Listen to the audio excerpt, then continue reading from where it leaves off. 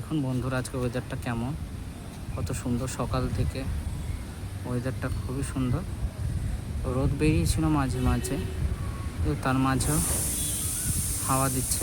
মাঝখানে 2-3 দিন প্রচণ্ড গরম পড়ে গেছিলো, এতটাই গরম পড়েছিল যে থাকাটা প্রচুর কষ্টকর হচ্ছিল। তো আজকে ওয়েদারটা একটু ভালো হয়ে গেছে, প্রচণ্ড হাওয়া দিচ্ছে সকাল থেকে। বৃষ্টি হয়নি সেরকম, বাট হাওয়াটা দিচ্ছে, এটাই অনেক বড় শান্তি। আর এই যে গাছে ছোটো ছোটো ফুল ফুটেছে, এখন কুড়ি হয়ে আছে, ফোটেনি।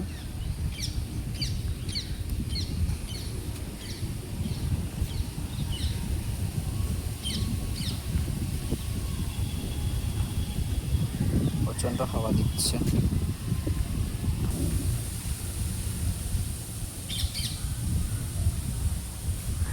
আর এই যে বেগুন গাছে আবার বেগুন ধরেছে, ছোট ছোট বেগুন। আগে অনেকটা বেগুন খেয়েছে, অনেকগুলো হয়েছিল, আবার নতুন করে বেগুন হয়েছে।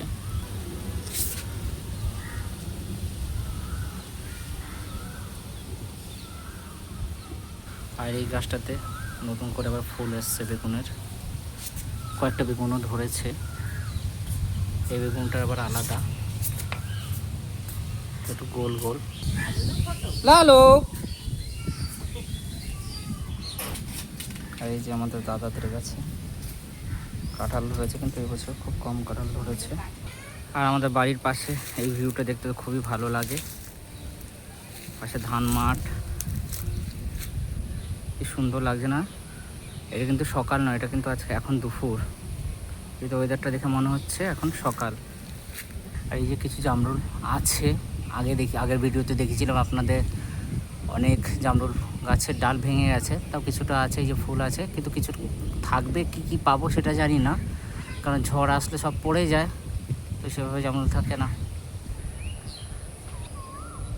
নমস্কার বন্ধুরা, আমি প্রভাত আবার চলে এলাম আপনাদের কাছে নতুন ভিডিও নিয়ে। বন্ধুরা, আপনারা দেখতেই পাচ্ছেন আজকের ওয়েদারটা কেমন। সকাল থেকে ওয়েদারটা কেমন হয়েছিল, একটু রোদও ছিল, বাট যতক্ষণ যত টাইম যাচ্ছে তত দেখছি মেঘ হচ্ছে, আর হাওয়াও দিচ্ছে সকাল থেকে প্রচুরই। তো খুবই ভালো লাগছে। এই যে আমাদের পাশে ধান মাঠ, বাড়ির পাশে, ভালো লাগে বাড়ির পাশে দেখুন। আর এই যে ধান গাছ, ধান ফুল এসছে, ধান এসছে। আর এই দেখুন কত ছোট ছোট ফুল, কি ভালো লাগছে না? জংলি ফুলগুলো কিন্তু ছোট ছোট সবুজের মাঝে সাদা কালারের ফুলগুলো খুবই ভালো লাগছে। আর এই যে ধান গাছে নতুন ফসল এসেছে, কি অপরূপ লাগছে।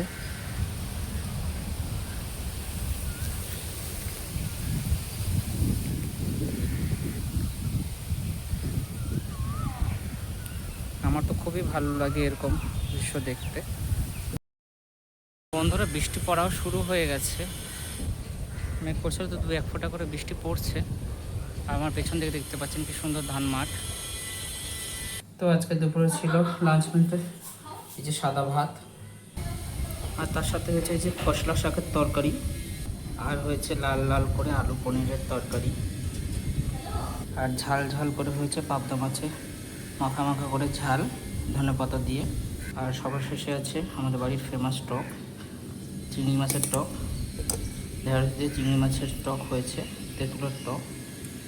তোমরা সবাই কম বেশি জানো, আমাদের বাড়িতে এটা খুব ফেভারিট, আর সবাই খুব খেতে ভালোবাসে। সবার শেষে ছিল এই যে আমের মিষ্টি চাটনি।